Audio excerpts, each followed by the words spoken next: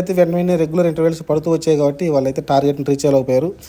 Williamson కానీ, శుభ్మన్ గిల్, సాయి దర్శన్ ఈ ముగ్గురు ఒక్కరు నిలబడ్డా కూడా లాస్ట్లో కొంచెం తివాటియా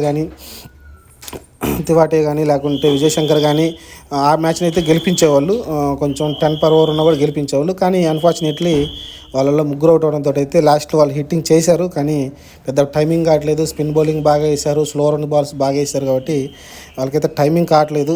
అసలు మీరు స్ట్రైక్ రేట్ చూస్తే అసలు విజయ్ శంకర్ది కానీ లేకుంటే నక్కడేది కానీ, దర్శన్ కానీ, ఇతను కానీ, రాహుల్ తివాటిది కానీ పెద్దగా ఏం లేదు. తివాటి తెలిసిన మంచి ఎక్స్ప్లోజివ్ బ్యాటర్. అతను కూడా 120 స్ట్రైక్ రేట్తోనే ఆడడం చూసాం. అంటే ఆ విధంగా అయితే బ్యాటర్స్ అనేది ఇబ్బంది పెట్టారు ఎల్ఎస్జీ బౌలర్స్ అయితే. ఇది ఓవరాల్గా ఈ మ్యాచ్ ఎల్ఎస్జీ గెలిచిస్తే ఎల్ఎస్జీ అయితే సాలిడ్గా అయితే 6 పాయింట్లతో అయితే టాప్లో కూర్చుంది. ఈ ప్రస్తుతానికైతే మంచిగానే కనిపిస్తుంది. 3వ ప్లేస్లో అయితే ఆక్యుపై చేసింది. అదైతే ఇంకా జీటీ అయితే కిందకి పడిపోతూ వస్తుంది. స్టార్టింగ్లో మ్యాచ్లు గెలిచినప్పటికీ ఆ తర్వాత వరుస ఓటములతో అయితే ముందుకెళ్తూ ఉంది.